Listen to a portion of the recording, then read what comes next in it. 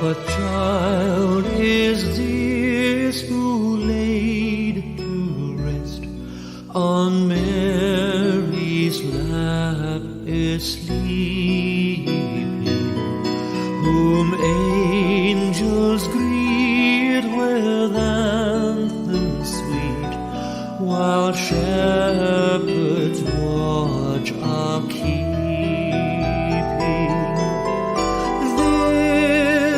This is Christ the King, whom shepherds guard and angels sing. Come, greet the infant Lord, the babe, the Son of Mary.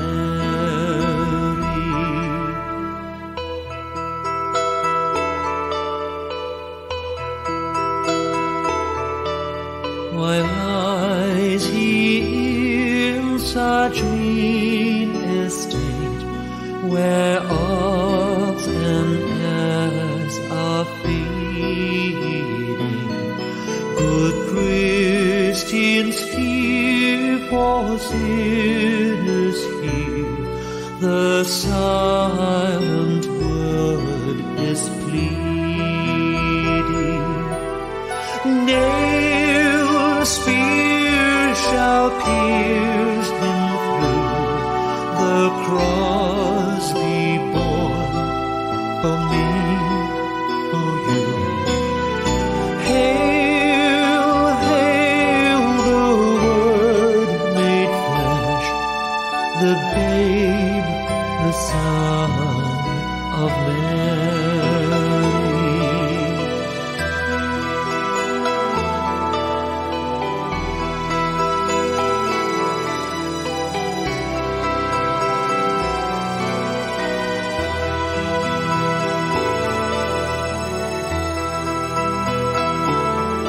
So bring him incense, gold and myrrh, compassionate King, to own him, the King of kings, salvation brings. Let loving hearts enthrone him. Raise the song on high, the Virgin sings her lullaby. Joy, joy, for Christ is born, the babe, the Son of Mary.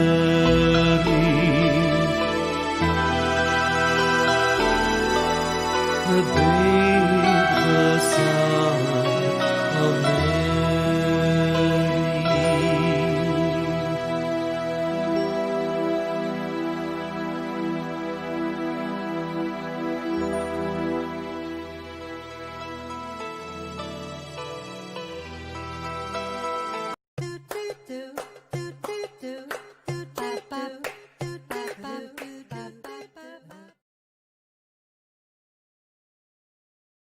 Is just around.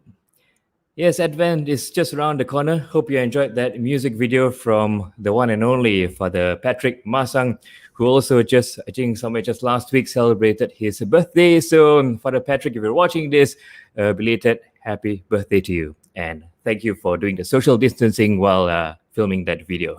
Looks like you're following the SOPs right there. Okay, so good morning, everyone. Welcome to another live show on Catholics at Home in collaboration with the Catholic Research Center of Kuala Lumpur. And also, I think we're also streaming live on ArchKL. So thank you very much, ArchKL. Now, the joy of love experienced by families is also the joy of the church.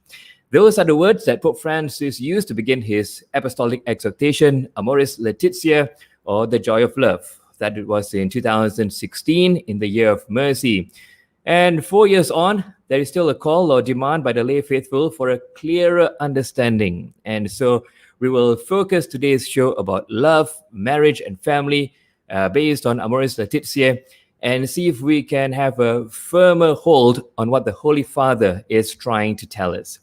To help us go through this challenging topic, we have a special guest from the Philippines.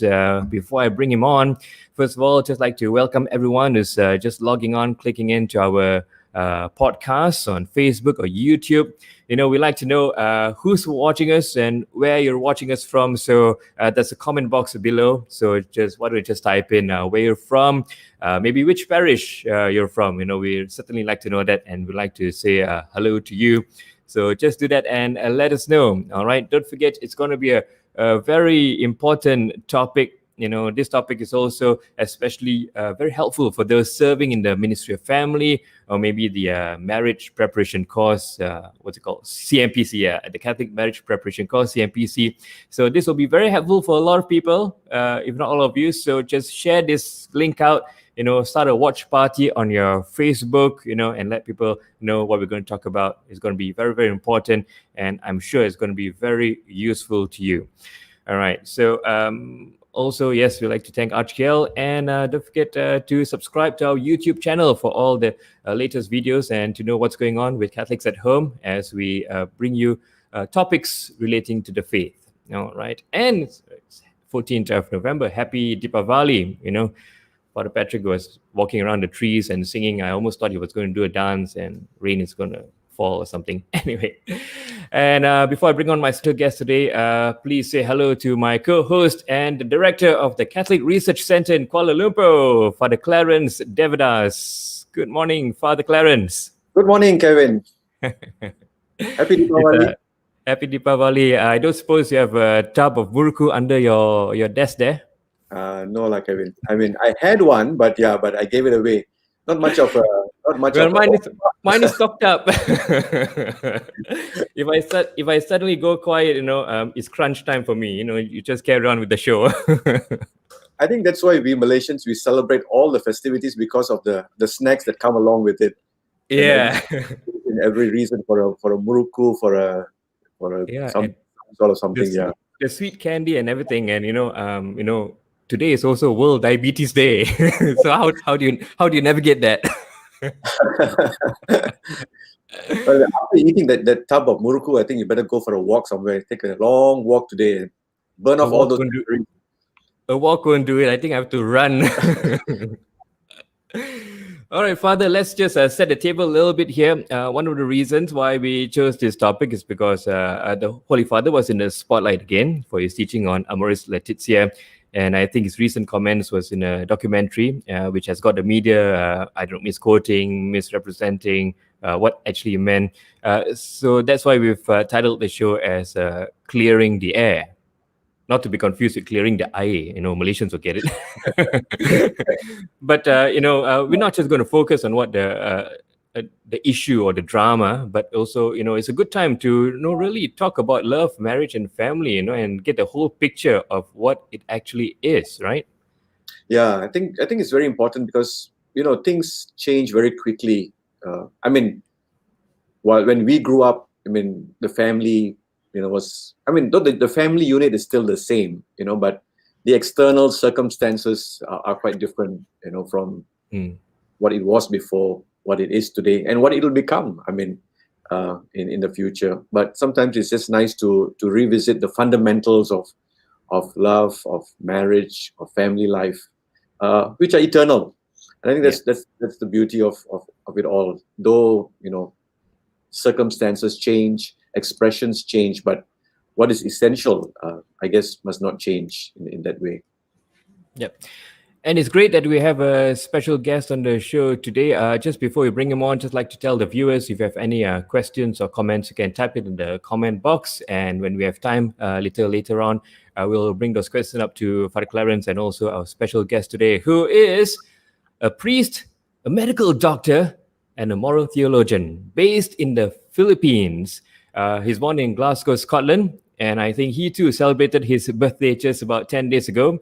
He's making his debut on Catholics at Home. Please welcome Fr James McTavish.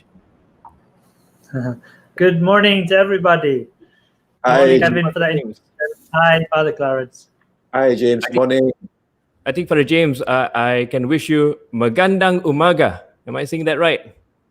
Wow, very good. Perfect. 10 out of 10 for your Filipino. Kumain ka na ba ang agahan mo? Very good. So, Father James, you've been in Philippines for how many years now? Around 17 years. Wow, that's a long time. In And two of course, slots, 5 years in the south, mhm. and then 12 years more or less here in Manila. And I've been to Malaysia a good few times, and I even ate those snacks that you showed, but I don't know the name, but I ate them. We'll send you some. It's called muruku. And Father James, of course, in the past couple of weeks, we've heard about storms and maybe typhoons hitting the Philippines. How are you guys coping? Are you badly affected over there? Some places are, yes. Here in Manila also, the typhoon swept through. It was quite a broad land-based typhoon that when it passed through, it hit Manila also. Some neighboring town, Marikina, is flooded. It's a perpetual issue, which really causes a lot of devastation. I think we also have to take a bit more seriously prevention if we can, not only reacting after the typhoon. But it's difficult because the scale of the flooding is immense, and some places in the Philippines have really been affected. So we have to pray for the victims. Yeah, certainly our prayers are with you and everyone in the Philippines. And of course, just before we get into our topic, Father James, you're born in Glasgow. I don't know whether you know that Father Clarence, Mark, and I, we're all football fans. Got to know Glasgow is Celtic or Rangers. He's Celtic, I mean, he's Catholic. So. Okay. Yeah, that's the traditional. Things are changing. I think we're more happy in Glasgow that Scotland just qualified for a major football tournament for the first time in more than 20 years. So, yeah, exactly. James, tell us a little bit. I mean, when people heard that you were coming on the show, some of them asked me, quite a career change from being a medical doctor, choosing what, in a nutshell, what made you change career path? Did you have a St. Paul's experience? Well, I did two things to that. In John's Gospel, the Lord says, "You did not choose me; I chose you." So I think it's really the call of the Lord. But when it comes to change, I don't know if it's really a change. When the Lord called Peter, who was a fisherman, he said, "I'll make you a fisher of men." So I don't know if I would consider that a career change or a deepening in what he was already doing. So as a doctor, of course, you're interested in the health of the person. You're interested that they can live life to the full. And I think as a priest, that same desire is there, that same career is there, that you want people to enjoy this short life and to live it to the full. So I'd say not so much of a change, but a deepening. So do you get, for example, somebody coming to you and said, "Father, I have a headache, so what do I do?" So you have both. You have a spiritual medicine, and then you also have, on the other side, you prescribe that, here, take 2 paracetamols also. Yeah, there's always, in the mission, I live with other missionaries. There's always different health problems. Of course, I finished my medicine in 1992 and I practiced till 1999. So sometimes I just remind them that what I learned is from the last millennium. So this always makes them cautious. But there's some principles that never change. And there's some nice interactions between medicine and ethics. For example, medical ethics. It's not only medicine, it's not only ethical, but it's both. So I give thanks to God for the previous experience I had. But if anyone wants an operation or anything like that, better to go to the real doctors. For the James and I, we go back. I think we went to the same university in Rome. We've met several times on different conferences. So we have had some interesting conversations abroad, and also here in Malaysia. He has come to visit us in Malaysia a couple of times. Yeah. Yes. And Father Clarence, I'm sure Father James' story is very interesting. We should have him back again for an all access. That's when we do a personal vocation story on our fellow priests. So maybe we'll have Father James back on another show, an all access with Father James. Great. All right. Just like to say hello to all those watching us. We've got Ellen and Neville, and many more just logging in and joining us. Don't forget, if you have any questions or comment, type it in the comment box, and we'll try and address them a little later on the show. Now, let's begin. In one of the paragraphs of the Holy Father says, I thank God that many families, which are far from considering themselves perfect, live in love, fulfilling their calling and keep moving forward, even if they fall many times along the way. So maybe you can begin with what does Amoris Laetitia say about family life, Father James? Yeah, I think it's nice. Thank you for sharing that quote, Kevin, because sometimes when we think of family, it's all disaster, bad news, woe here, woe there, and we become a little bit discouraged. But one nice thing about Pope Francis's attitude and many of the parts of Amoris Laetitia is it presents the ideal of the family, something that we can all aspire to, and it's realistic. Like when it talks about family life, really how beautiful the family. We all have a wonderful, even if we had some challenging moments, many of us have a very good experience of family. If I'm a missionary today, it's largely a fruit of the love I received in my family that I want to share to others. So I like Pope Francis's general points in Amoris Laetitia, being very positive about the family, being upbeat. Let's not lose that hope in the family. And also not being naive, knowing that there are challenges, but not just starting from the challenges, but starting from the reality of God's love. He loves us and he wants us to enjoy the experience of family. Father Clarence? No, I think, Amoris Laetitia came at a very appropriate time, at a time when people were, the media and a lot of other, organizations, I think we try to reinvent or redefine what is family all about. I think Pope Francis puts it in the right context with Amoris Laetitia. And like what Father James said, yes, there's the ideal, but, the ideal is also riddled with many other challenges. So we may not be the ideal family, but it doesn't mean that, we cannot strive for it. I just want to share this, when you're growing up, when you watch TV, I don't know whether many of you would have watched, there are a lot of these family shows, and some of you will remember things like Little House on the Prairie. Some of you will remember the Waltons, these were the families that we watched, and, these are all perfect family. And sometimes you wonder, why isn't my family like that? So maybe, by saying the TV programs, I think most people know that I come from another generation. I don't know what family programs today people watch, but the reality is that, yes, there are the joys of family life, but not negating that there are challenges also. And then I think that's the beauty of Pope Francis. He recognizes the situation. He recognizes the challenges, like what the quote that you said.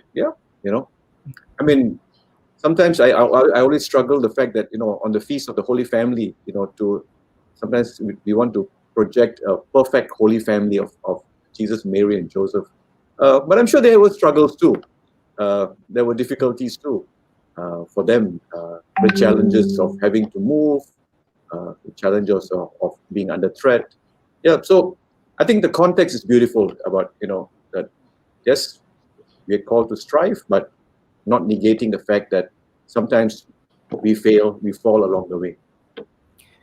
And the both of you mentioned challenges, and for each family, the challenge is different. Is that what Pope Francis was trying to get through? That giving some, not say leeway, but for the discretion to pastoral advice to see the individual, or to see the individual family's challenge, and to see how we can advise and heal and make it better. Yes, I think one thing that the Pope Francis was responding to, remember that he is writing in the context of the church teaching, the church tradition. It's like a river that's already flowing. So he's writing within that context. And one critique, which I think is valid, is that sometimes the church teaching on the family is too ideal. It's too perfect. Sometimes they say, it's just written by priests in Rome who don't even have a family. Sometimes that critique is true, and it's healthy to listen to critiques.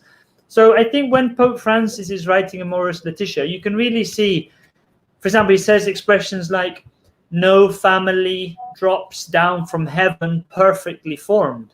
I mean, this is a beautiful reality. He's not sugarcoating the heavenly teaching of the family so much that, for example, a mom or a dad, I can see some mums and dads in the chat that we have here. Sheena, Marie, my good friends in Malaysia, and others, no, they are in the family context. Some of them have children bringing up families. I think when they listen to Pope Francis, they can really connect, and it resonates because it's realistic. And I think that's important, that really the church teaching is presented, as we mentioned, ideal, but it also really has to be realistic. So how do we see the faith or God in all these challenges when, it seems very demanding on the families, for the husband and wife especially? When I was reflecting on that question, I think God's presence in the family, it's within each person in the family. It's within the mother, it's in the father, it's in the children. Remember that we have this image of domestic church.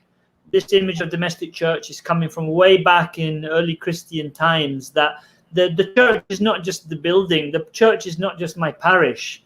You and I, we are the church.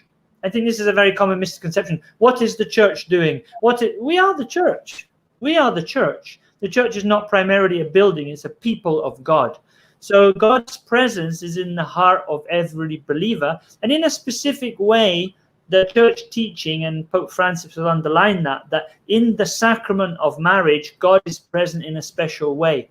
And it's very nice because there's so many practical details in the Amoris Laetitia. For example, that God is present in the recreation. God is present in the different moments of the family day. God is also present in sexuality.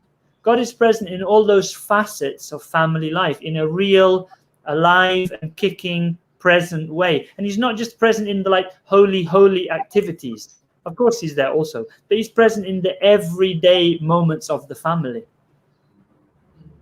I guess that is the challenge. The challenge is to be able to recognize and to see God in the ordinary things. Often people look for God in the extraordinary things. Like what Fr James said. In a church. I mean, I'm not negating. Both of us will say that. I'm not negating that God is. Yeah, you feel the presence of God in a holy place, but you also feel God in the ordinary, and then that's what transforms life, I believe, when you begin to see and recognize God in one another, within the context of the family, husband, wife, children. And I think the Asian context is that there's always an extended family. That's the uniqueness of the Asian family. When you talk about family, somehow everybody is connected. I'm sure, Kevin, when you got married to your wife, your wife's relations now become your relations. And if they got married and their relations now become your relations, and everybody is somehow related. I probably think it's the same in the Philippines, Fr James, that somehow, there's an extended family. So the domestic family actually can be quite big from an Asian perspective. It is not just the nuclear family that immediate family, but everybody becomes, so, even for me as a priest, suddenly, when I go to sleep, oh, Father, I'm related to you. I haven't a clue how that happens, but, but how this connection works. But that's the beauty of the Asian family, I believe, that extension, that everybody cares for one another. And that's the vibrant church, I believe. But one thing, I think we can agree that marriages don't last as long as they used to. That's the kind of the new culture that's creeping up on us today. Maybe we can start off, Fr James. Why is marriage indissoluble?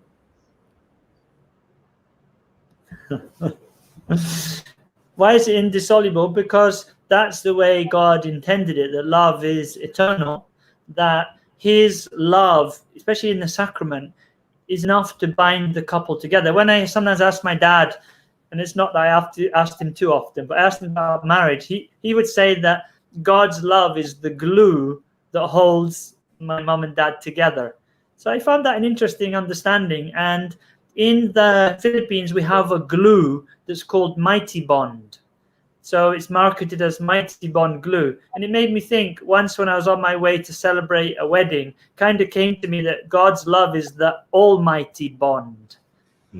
So that's what it's called to be. The love of God is called to be an almighty bond that binds us together. It's not a kind of bond that just easily breaks or is just can be easily like used, abused, thrown away, but it's something that's meant to endure. For Clarence, you'd like to add to that?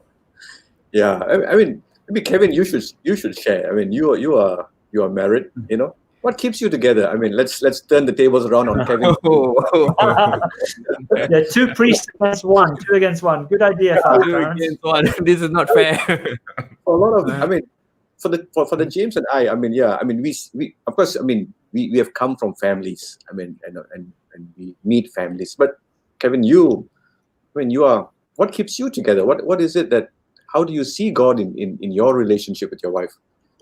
Well, you know, Father Clarence, just last week we had the show. I mean, we were not on, but great job from our new host, Jonathan Poon, and also Father Michael Chua talking about saints. You know, was doing a show on all saints. And, you know, I suppose being married, my wife can just go past purgatory. Being married to me, she doesn't have to spend any time in purgatory, and it's the fastest way to sainthood. I know, just kidding about that.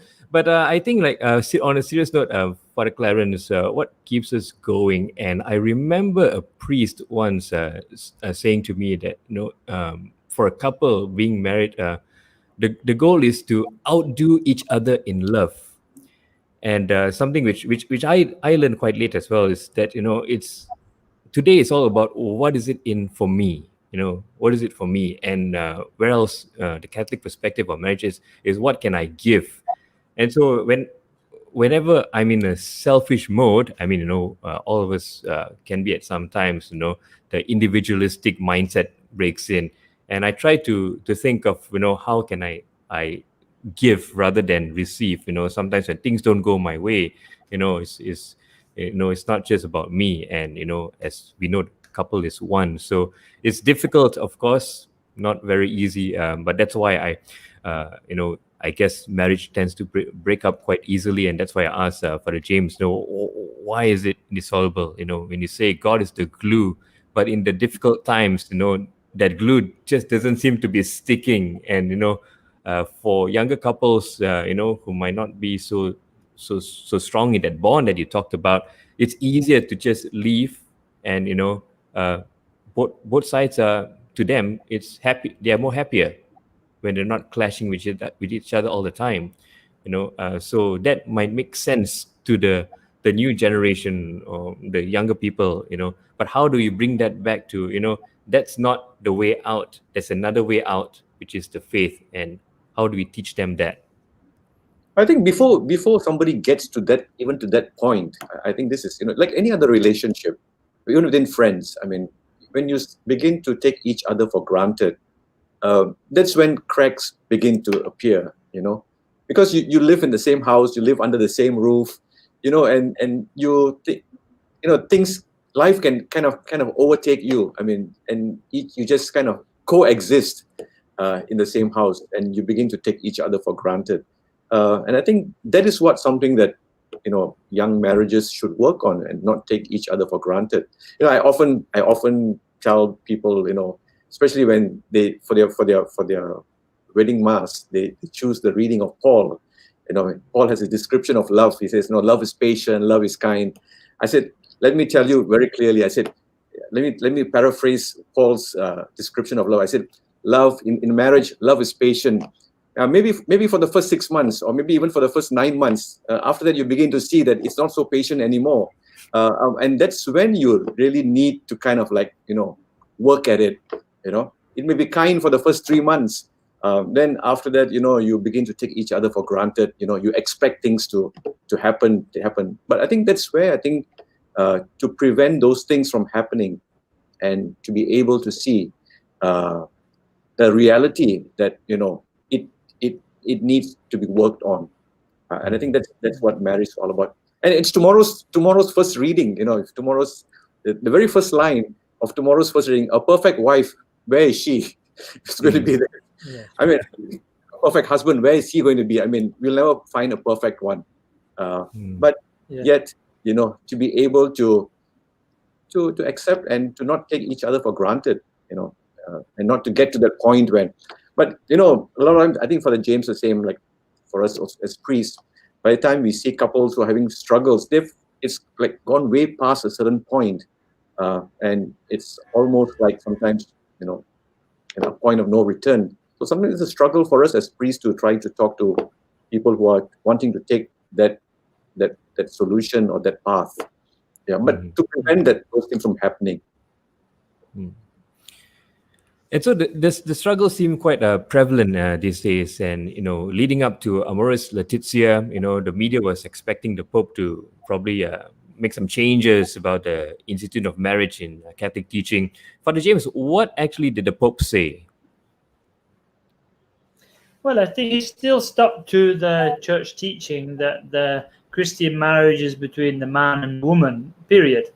What he did do was he put that in a very broad context of the world of today. So he put it in the context of migration, of problems, differences in the faith or the cult of the couple. He made it very practical. So I don't think it's a case of changing marriage teaching or not in Amoris Laetitia. It's more of widening the relevance and trying to incorporate the concrete situation of the family and the persons in the understanding of marriage. For example, we were hearing that Father Clarence mentioned about the perfect wife or the perfect husband. Pope Francis touches that. He talks about, it's a very interesting understanding, disillusionment.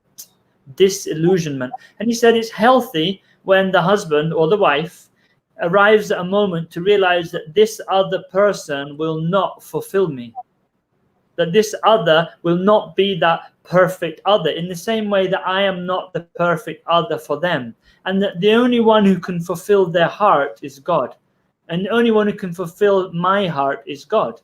So I like that understanding, because instead of the couple coming to the point of thinking, my goodness, this is not working, you're not fulfilling me, it's like to remind us of the God has to be present in each one of us, because no one else can totally fulfill us. Our hearts are restless until they rest in God. That's one of the things he underlines, this concept of not to be looking for the perfection in another, because in the end it can become very demanding of the other. Oh, my husband is not like this, not like that. And it can be very demanding and exacting of the other. Maybe they will never be able to fulfill that dimension of yourself. We have to find that fulfillment in God. And when the spouse starts to grow in that relationship with God, this also can be a good thing for the marriage also. The other thing, just to add as a comment, is that when we're talking about the instability of marriages, Pope Francis puts it in the bigger context of the throwaway culture. That it's not just instability in marriage and married relationships, but it's also instability in jobs, in commitment to anything in life. It's not so easy, it seems, in our world today to commit to anything. And he critiques a bit like the throwaway culture. I get the advantage of the thing I'm using, sometimes I abuse, and when I finished, I throw it away. It could be anything, could be a person, could be a commodity, could be a task, could be a job. So we have to understand the challenge of marriage inside that bigger, like societal or global context of the throwaway culture. Yeah, and sometimes I suppose, I don't know, decisions in choosing your life partner, your partner for life, is not something that is very easy. And so, we see the amount of divorces these days going up. I suppose a common question that people always ask is divorce a sin? Is it a sin? Father Clarence. Yeah, I mean, the question here is no, we're not talking about what is sin or what is not sin. Sin is a very broad definition, and I don't want to go down that road. But I think it is not the perfect solution. sometimes, these things happen. I mean, for example, if you look at in the context of an abusive marriage, there may not be any other solution. There may be only that legal pathway that someone has to take for the sake of self-protection. Yeah, even the Catechism of the Catholic Church puts it quite clearly that in such situations, a separation may be recommended because it is to protect the individual. But in other circumstances, I believe that people need to take responsible decisions and at the very beginning, and not arrive or to take that path to the end. In that sense that prevention is better than cure. Okay, you ask the medical doctor afterwards. And he will tell you that take steps to prevent at arriving at that point. And I think that's the most important thing. And not arriving there and asking now the question, is it a sin or not a sin? I mean, you can have a whole discussion afterwards about what that is. But how do we prevent people from coming to that point? And I think that.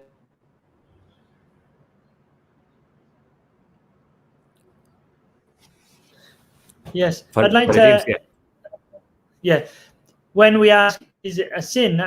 For me, the question would be, in relationships, who of us can say that we didn't sin when a relationship doesn't work out? Sometimes in the things we've said, the things we have thought, the things we haven't said, the things we haven't done. So in leading up to, I'm not going to answer the question, is the divorce itself a sin? But who can say that when relationships break down, they didn't sin or they didn't contribute to the breakdown? So I think we have to be humble in that sense, all of us, in terms of relationships. The way we act, the way we don't act, the things we say, the tone we say, of course it has effects on others. The sacrament of reconciliation really can help us to be more conscious and to be more humble in that. But I also agree what Father Clarence said, and I was actually going to say those words myself.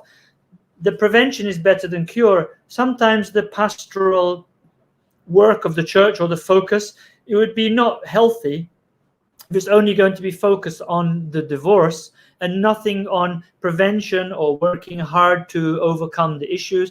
And I've been encouraged by some couples lately who had difficulties in the marriage situation. And one of them really fell down. I'm not saying the other party didn't have anything to do with it, but it seems clear that some of them did. For example, one couple I know, the husband was getting in touch with an ex-girlfriend on Facebook. So, I mean, when you play with fire, you're going to get your fingers burned. But instead of making that the reason or the point of split up, they had a good dialogue about it. Nothing actually happened worse than that. The husband recognized his error, and now the couple are working to strengthen their relationship. So how much more I feel that is more the right thing to do than immediately to be signing like a divorce paper. And healing between couples is quite important for the Holy Father. And, when he came out with Amoris, and he also wanted to pastor and priest to handle annulments a bit more efficiently. He wanted the person to heal much more from the issue that's whatever that's come up from that. He seems to have a real understanding about the challenges that couples face these days. Even though Amoris Laetitia were like 4 years ago, still today these challenges are very pertinent and very real to most couples. We've got questions coming in already about same-sex attraction. So maybe we can go into that. Just before we go into that, I just want to, just to add on to what Fr James and you both, Kevin, have said also. I think for me, the chapter 8 of Amoris Laetitia is the challenging part. Where it gets down to the practical details. We can talk all about this. Pope John Paul had Familiaris Consortio. Now we have Amoris Laetitia. So we have all the theory. But I think chapter 8, Pope Francis opens a new road for the church, for us pastors. He talks about accompanying people who are struggling. He talks about discernment. How do we respond? Because every family, every couple is very different. And I think right at the end of this whole document, he acknowledges that there isn't one solution that's going to fit the problems of the world. So he talks about accompaniment. He talks about discernment. He also talks about integrating the weakness. I mean, the reality of that things like this do happen. But how do we integrate them?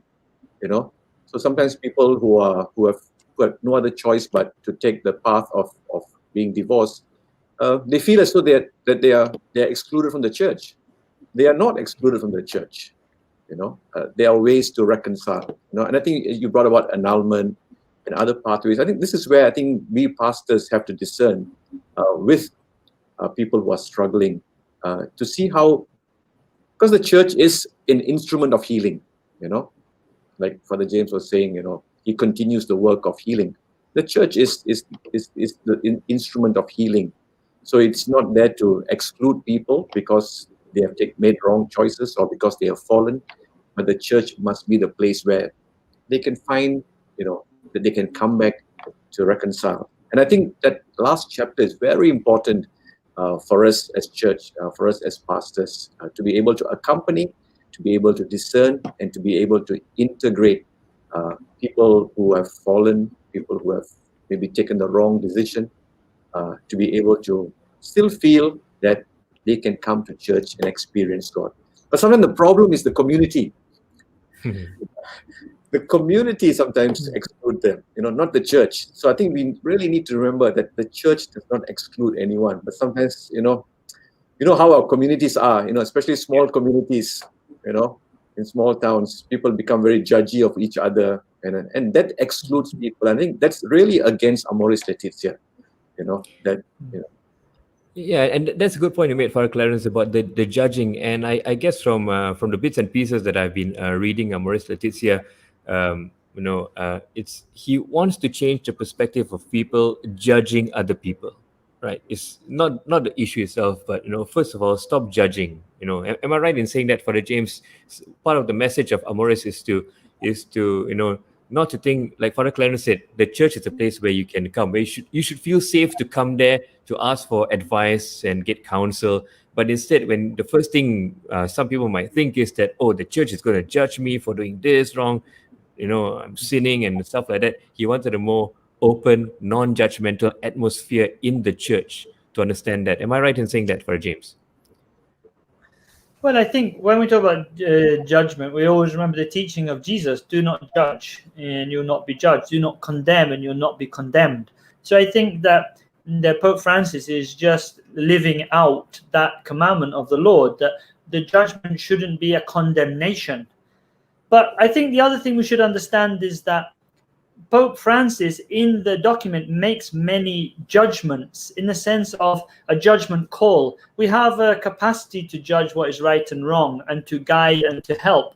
So it's not, when he says don't judge, I understand, don't judge to condemn.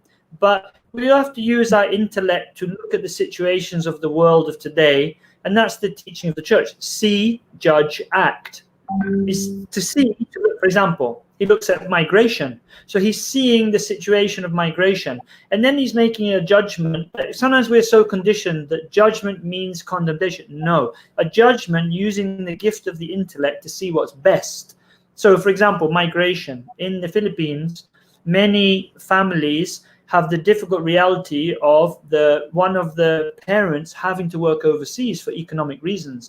More or less 1/10 of the Filipino population works overseas, and they do a wonderful work, especially in ships. Most of the seamen in the world are from Philippines. I expect many are from Malaysia also, and also in caregiving and nursing. So they really do an amazing task, but it puts a strain on the family because the family is left behind.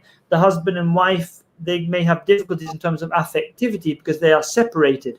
So then the Pope proposes concrete lines of action. So in summary, the clear message of the Pope is we should not be judging in the sense of condemning, but the sense of judgment we had to discern what is right and wrong, we have to utilize that to the maximum. Just to add to that, one sentence. I think a good principle for moral theology, and Father James also, the same area, that I always believe that for every prohibition in the church, there's always a healing remedy in the church also. So the church is is the place for healing. Yeah, in every sense. Yeah, coming back to your Amoris Laetitia, Pope Francis uses the expression of the field hospital. The field hospital is like a combat post right next to the front line. It's not set back. It's not the first base a long way away from the action and where everything's calm and collected and everything's clean. I mean, the field hospital is usually it's a tent, it's set up where the action is, it's ready to receive people from the heat of the battle and trying to patch up, mend wounds. So it's a very dynamic image of the church, not a church that's aseptic, everything is perfect, and all of us have to enter in with the halo. Sometimes we like our spirituality. In fact, in Amoris Laetitia, Pope Francis points out that the family is a way to mystical union with God. Sometimes this kind of language doesn't somehow ride well with us because we separate the reality of the family, the difficulties, the struggles, the ordinariness of daily life from holiness, mystical union with God, sainthood, as if it's something totally separated. But in Amoris Laetitia, Pope Francis will point out that the family is the way of sanctification for the vast majority of the world of today, especially for the laity. Yeah, certainly that's true. And Father James, you mentioned something which I wrote down: a judgment not for condemnation. Then how does the church deal with persons with same-sex attraction without condemning them? Yeah, this topic, of course, merits like a entirely separate session in a way because it's a large topic. But what we can say is that the church understanding of a person with same-sex attraction, it doesn't tend to follow the labelings or the stereotype, the labeling of the person like LGBTQIA, because these are labels, and in general labels are not always that healthy. The way the church tends to see such persons is, and the language it uses is more and more nowadays also, is persons. So my first identity is not I am lesbian or gay. Now my first identity actually is child of God. Let's not forget that.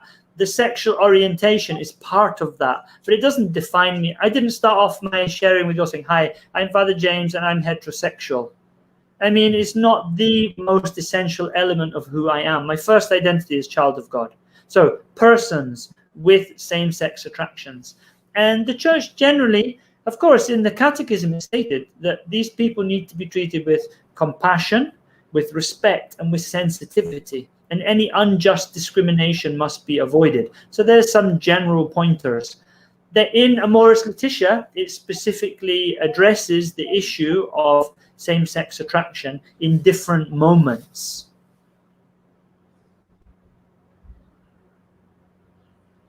Father Clarence? No, I think Father James has explained it well. And I think, when Amoris Laetitia was about to be published, there were lots of people who were thinking that the institution of the marriage will be changed. Now in this context, whether same-sex marriages would be allowed. People started talking. The media started giving everyone kind of a false, hype about how the church is going to change or is going to weaken its position. But I think, as Father James says, there's this whole the dynamics of what marriage is, what relationships are, the foundation of it all.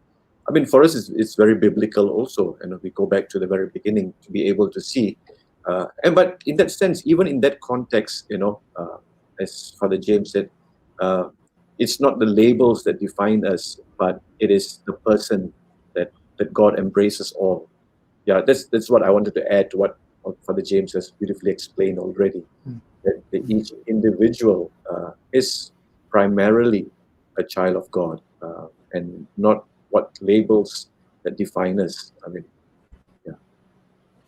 Also, it's interesting that Amoris Laetitia, because we're talking about marriage, Amoris Laetitia and Pope Francis in no way accepts the notion of same-sex marriage. He doesn't even agree with the terminology, that for him it does not exist, because for Pope Francis and the church teaching in general, marriage is between man and a woman, period. So this marriage between man and a woman, there's a complementarity in all levels, physical, spiritual, you could say psychosexually. There's a complementarity between them. There's a kind of fit between them that is just not present in same-sex relations. So Pope Francis would never use the term actually same-sex marriage, because for him, marriage is between a man and a woman.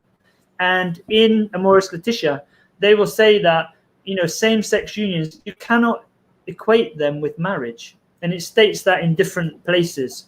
In number 52, same-sex unions, for example, may not simply be equated with marriage. And in number 251, I don't want to spend my whole session quoting, but I think these numbers are very important. In number 251, as for proposals to place unions between homosexual persons on the same level as marriage, there are absolutely no grounds for considering homosexual unions to be in any way similar or even remotely analogous to God's plan for marriage and family. So it's very clear. While we have the compassion, sensitivity, and respect for same-sex attraction, and also remember, Amoris Laetitia is not the only document in the Catholic Church teaching. There are many other resources and places where you would look if you wanted to know what is the Catholic understanding of same-sex attraction. You have to go to other documents, because this document is not a document about persons with same-sex attraction. You'd have to go to other sources and read the teaching of Amoris Laetitia in that broader context. I think that's where the confusion starts. Started with this this interview, this documentary in this last month that we had. Everybody suddenly jumped in, and overnight you woke up next morning and you saw on Facebook and other social media channels, Pope Francis now agrees to same-sex union. I think there was a clarification. It was an interview of two different situations kind of put together. So, and Fr James, he hasn't changed. He hasn't changed his perspective about what marriage is all about. It's about between man and woman. Yeah, but he was talking about a context about legal protection, how they need to be protected against discrimination, or even violence. In some situations. That they need to be protected in those contexts. So I don't think we can put both of them on the same plate and have a kind of an overview, or even a very apply it to in every situation. But I think the context is very important. And what Fr James says, that we need to read the richness of the church's documents to understand in terms of what the church holds about marriage, love, family, and other things too.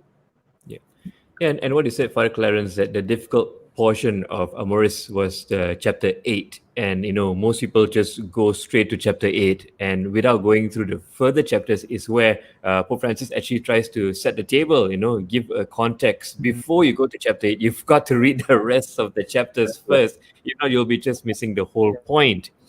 But just as we were talking on same-sex attraction, I think we've got some comments on our Facebook about how do we bring up children in the culture of where same-sex attraction is quite wide, and so Father James, probably if you can give some tips or some advice for parents, how do they speak about same-sex attraction to their children, or rather what should they say, or where can they go to get more help on this subject? Yes, of course, it's really a concern for parents, and more this issue is going to be confronted. I think there's two ways that you can respond to it. One is, I think the parents also, as part of their Catholic duty, it would do well for them to be a little bit more formed in this area, because there is a lot of misinformation about there. We're mentioning the quotes or the clips of the documentary from Pope Francis. So we know that what Pope Francis is purported to have said, he didn't say it this year in the new documentary. In fact, it was taken from the 2019 documentary, 3 different parts of the documentary, which were in a specific context, and a specific question was posed to him, and he was answering that. So the new documentary maker, he cut and pasted 3 quotes from last year and fused them together as if it's one quote. And then the media like ignites the storm, and then many mums and dads are reading this. So I would say that we have to do a little bit of our homework here in the area of same-sex attraction. For example, to try to understand what might be the mechanisms or what might be some of the causative factors that makes, for example, a young male have attractions to the same sex. And the Catholic vision of the person, we call it anthropology, the vision of the person is important, and it can help give us some answers. Because some of the factors may be, for example, for parents, to make sure that the boy tends to have that strong identification with the father figure. The male needs another male to learn how to be a man. He also needs the woman. He needs the feminine context also. But primarily, he'll learn how to be male from a male, and the girl will learn how to be feminine from the mother figure. So that bond and that connection is very important, that it can be healthy. Another factor which unfortunately may be a driving force in the later development of same-sex attractions is the reality of abuse by persons of the same sex. So what I would share to parents overall is that the first thing, they should be, and it would help to be a bit better informed about Catholic Church teaching on same-sex attraction. The second thing that can be helpful is there are some very useful groups within the Catholic Church that help persons pastorally with same-sex attraction. The first group is Courage. This is an international Catholic group which is approved by the Church that is kind of working with pastorally persons with same-sex attraction. And there's also a group for parents whose children may have or have same-sex attraction, and that group is called Encourage. Both of these groups can be found on the internet, and they can be very useful resource materials. And I would just say to parents, be careful what resource material you are reading, because there's quite a lot of non-Catholic material out there which has its own agenda, it has its own ideology, and it may not be very formative to be reading the wrong material.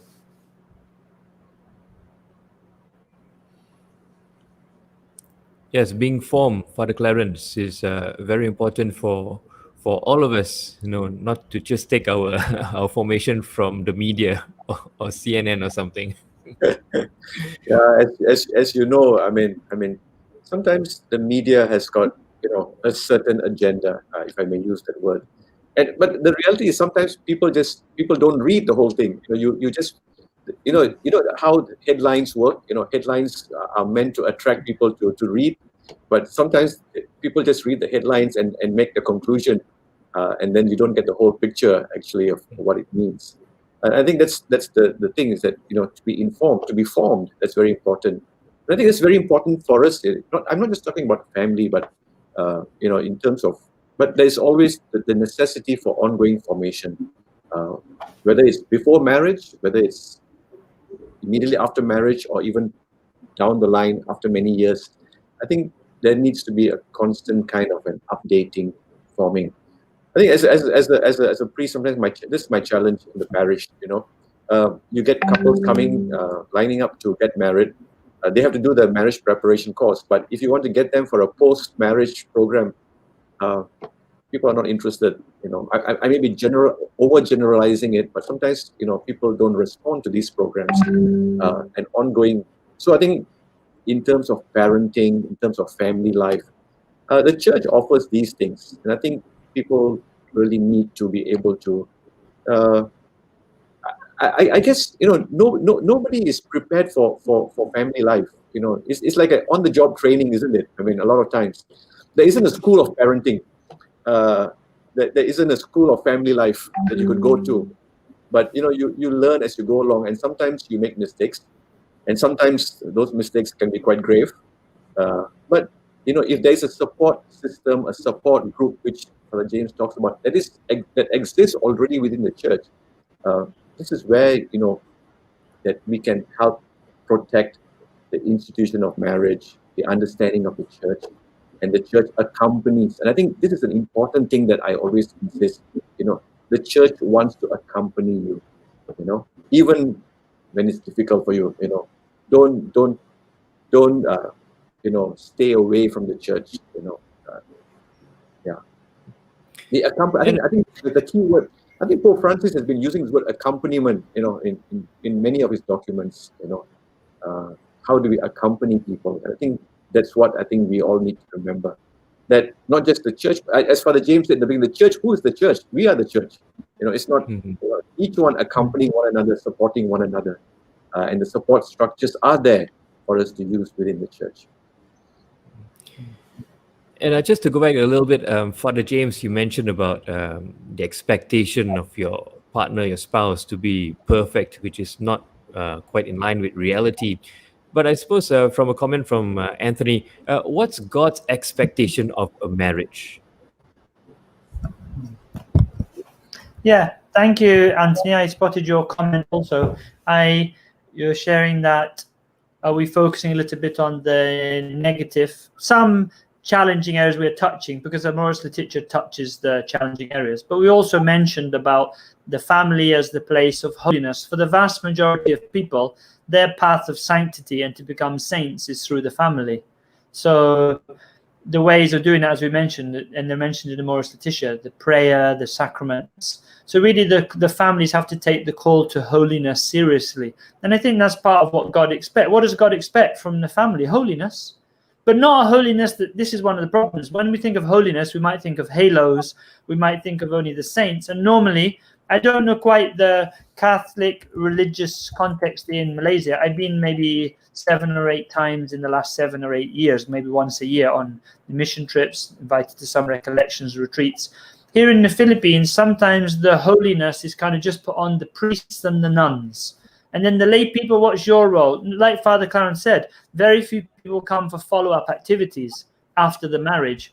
Sometimes to be lay is just, what does it mean? Oh, to lay around. So that's a little joke there. Like, no, it's not to lay around. Who is called to be holy? Is it just the priest? So I think that the holiness has to come from the families. And I'll just share one modern understanding of the church about holiness in families. More and more in the church now, there are what are termed ecclesial families. An ecclesial family is your typical religious order. It's not a religious order only, because religious order, again, is priests and nuns. The ecclesial family is where lay people are also integrated. And not in, and now you say, yeah, I know about that third order. No, please update. Third order also sometimes has remnants of historical, like the priests and the nuns are first order and the lay are less called to holiness. No, we all have the same order and call for holiness, but in different states of life. So the ecclesial families in the church, they are new movements and communities where the lay people are integrated and they have a role. And I'll just share a little. In Verbum Dei, which is my order, we have 3 branches. So we have the sisters, we have the priests and brothers, and we have married couples. And those married couples take part in our decisions of government, of planning the mission. So we have a married couples branch. And these married couples take their spirituality and their mission very seriously. So I think that what God expects from the family is a lot.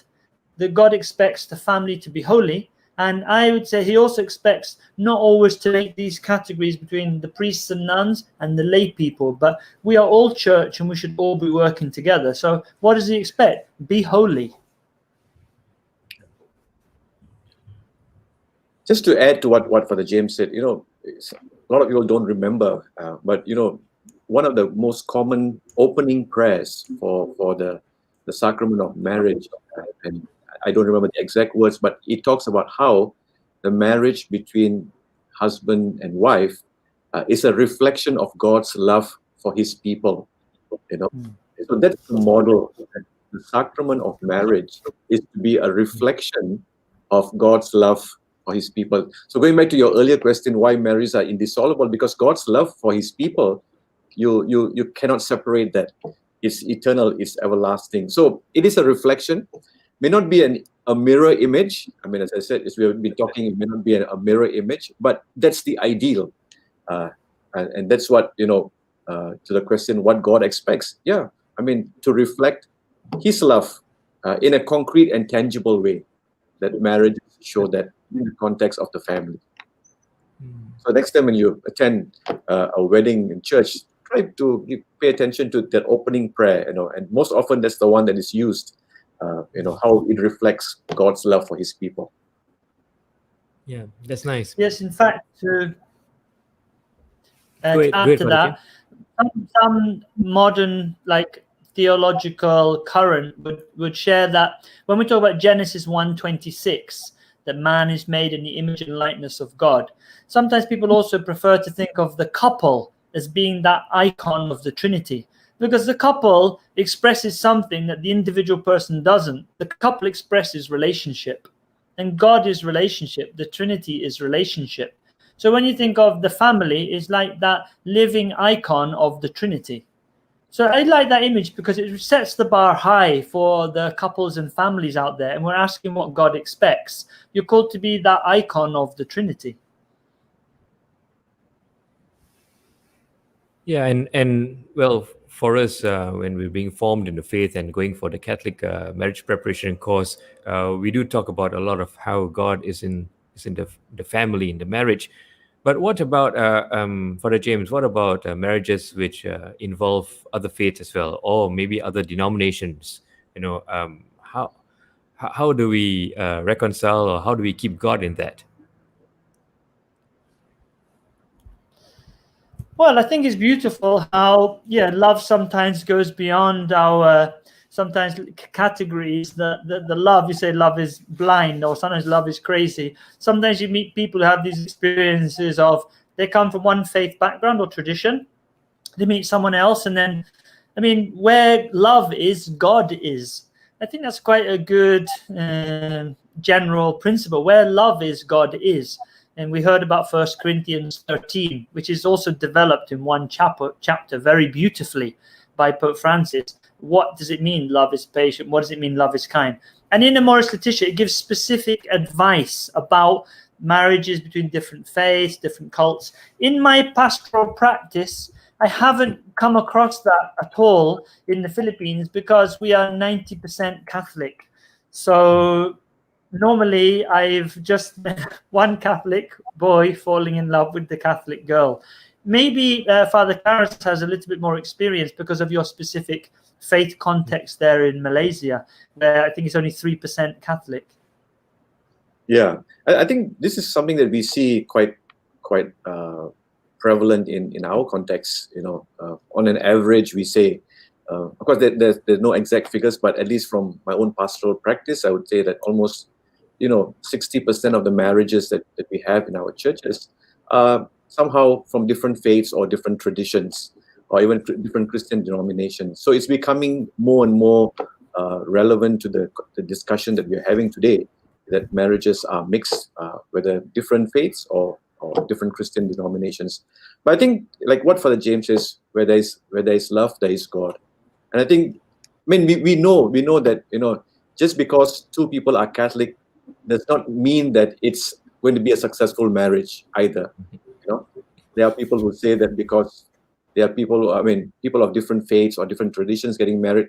Of course, there's a bit more there are different challenges, but it calls for also mutual respect for each other's tradition, to be able to find a commonality.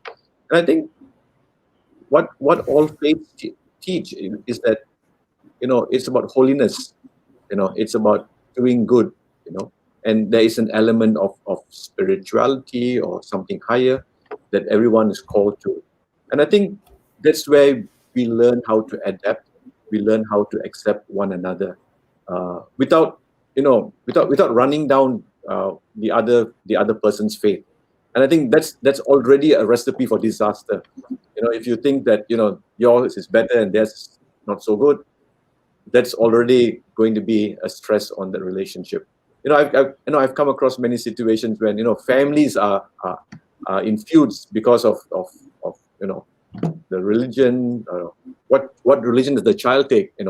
Sometimes families are the couples are quite okay. So sometimes I think you have to make certain decisions. Whatever decisions you make, you see them through. Just give you an example. Sometimes I meet couples who tell me, "Oh, Father, when the child is 21, maybe then let him or her choose what religion he wants." So I will jokingly say, "Oh, right, okay, then maybe you just wait till the child is 21 and you choose which school that he or she wants to go, or which infant formula that he or she wants to drink at 21. In the meantime, you don't do anything about it. You can't. I mean, as parents, you make some decisions for your child, and that includes religion and spirituality, that you have to make those tough decisions. And sometimes it's to be able to respect one another in the decisions that we make. And I think families also need to learn how to support them. I think that's very important. Like I said, it doesn't mean that, both are Catholics, the marriage will work. Marriage, family life is a hard work. It's hard work. Kevin, I'm sure you can attest to that. It's work in progress. There isn't one thing that works. Yeah. Yeah, well, I just take my cue from the Holy Family, Joseph and Mary, and what I notice is Joseph never says much, so so I try to keep silent, But like Father Clarence, like what you said earlier, also the community needs to be more supportive, and usually the couple may have talked it out and worked out whatever problems they have in between, but the outer relations, and will keep pressuring them, and not probably influencing them or something like that. We should be more supportive instead of just coming down on the couple. Anyway, yeah. So, I mean, there are advantages and disadvantages of having an extended family. Yeah. Well, we seem to be having more comments coming into our Facebook and YouTube, and a common theme is abusive relationship or abusive marriage. Sheena's asking, what's our stand on, and how does one go about it? Abusive relationships and abusive marriage. Father James, what can we learn from Amoris to help us address that? Yes, in general, the church teaching on abusive relationships is that they shouldn't be tolerated. This would be a demand of justice. And sometimes people might mistakenly have some Bible reference. No, because when the Lord says when you're struck on one cheek, you should turn the other. But that's not the only moment that we should be referring to. Later on in the Passion, when Jesus was struck, he answered back and said, why do you strike me? So the Catholic teaching is not that we support and tolerate injustice, not at all. In fact, you have a right to defend yourself. You have the right to self-defense. So the abuse in the relationship, of course, it needs to be quantified somewhat. What type of abuse are we talking about? And there's different ways of abuse. It can be emotional. It could be psychological. It could be physical. It could be sexual. In general, there's very low tolerance for any form of abuse, because it goes against the dignity of the other person who's made in the image and likeness of God. And Pope Francis makes reference to abuse. He also talks about the abuse of children, which can happen in families. So the teaching in Amoris Laetitia is just really adding on to the specific church teaching. But for example, in 241, he even says that in respect for one's own dignity and the good of the children requires not giving in to excessive demands or preventing a grave injustice, violence, or chronic ill treatment. And in these cases, separation can become inevitable. So to summarize that, out of demands of justice, abuse should not be perpetrated and it should not be tolerated, and it depends on the extent. And it could reach the point where the separation would be inevitable and morally necessary. That's the words of Amoris Laetitia. It could be morally necessary, especially when you're removing a vulnerable spouse or protecting the children from danger. So I have to be clear about that. It's not just to be tolerating, and sometimes you hear that some spouses tolerate an excessive amount of physical abuse.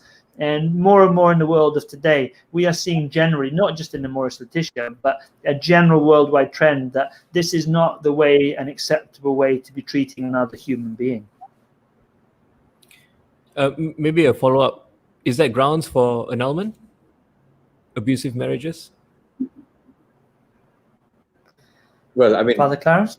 Yeah, well, that's something that needs to be investigated. I mean, it's not so clear-cut as to say that, sometimes, people in an abusive relationship, I said may, may have come out of a situation where they themselves witness, abuse in the family, and sometimes that kind of predisposes you to a certain action.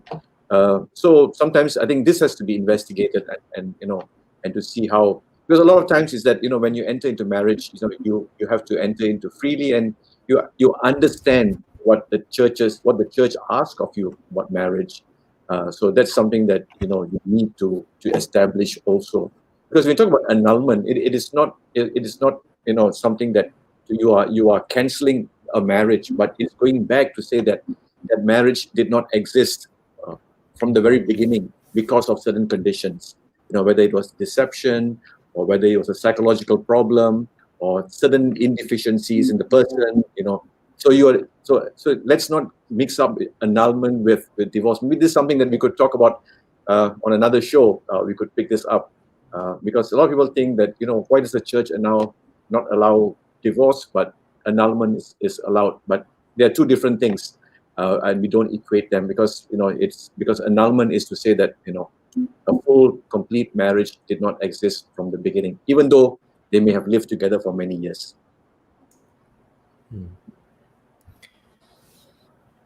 All right. So once again, if you have any questions, we might have some time left, so you can just type it in the comments box and let us know. But Father James, as we're talking about families, many families are fragmented today. Again, maybe we can just go by how can the church be more inclusive to accepting a lot of these issues that we are facing in our culture today.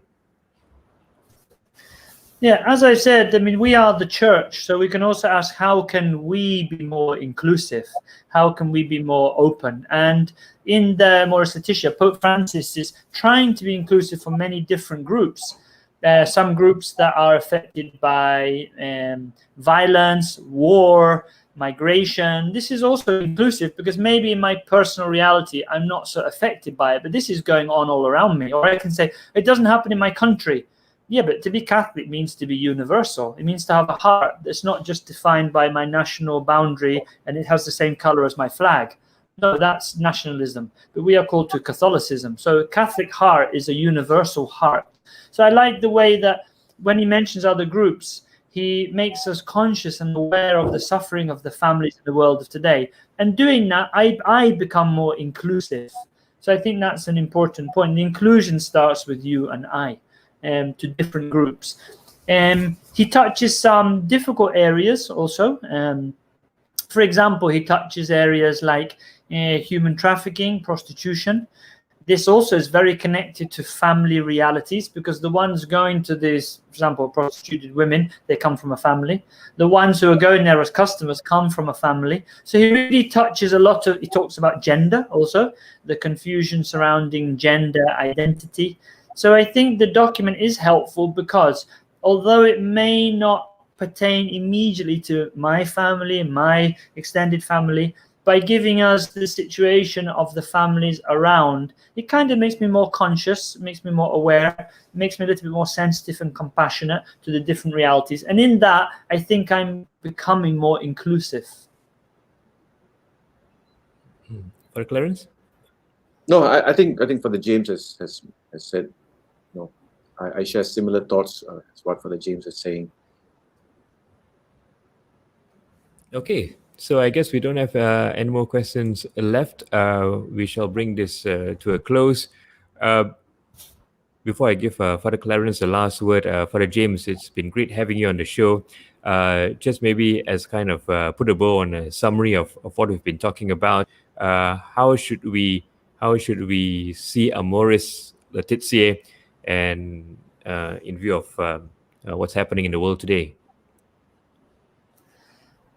I think we should see it in the overall line of church teaching is one document in a stream of church teaching. So we always have to see the before and there'll be an after, not just to focus on one number in one chapter. This could be a little bit reductionist of the whole Catholic vision. That's one. We should welcome the broad vision it has. I think the aspect of accompaniment and being more pastorally open to the different situations of the family is very helpful for us to get out of some maybe rigid, very, I call them holy categories, to hold on to the ideal of the family, but to be realistic. And lastly, just to maybe clarify, we mentioned briefly about the civil unions overall. I was asked how I'd understand Pope Francis' attitude to the civil unions, LGBT, just to summarize, because it's also in Amoris Laetitia.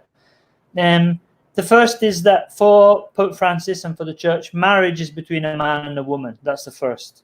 The second thing to state, especially after all the controversy, is that Pope Francis does not approve of the homosexual acts or relations, not in the least, especially of the acts.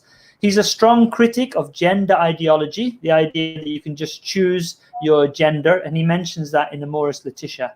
And lastly, when he talks about the civil union, it was more in a specific context of Argentina at the time that was pushing strongly for same-sex marriage. And he was against that, and he's wanting to just give a little bit of weight to strengthening some legal protections around civil union. And I think that's also important because in some countries around the world, persons who have same-sex attraction or homosexual do need extra protection because the atmosphere may be a little bit more discriminatory.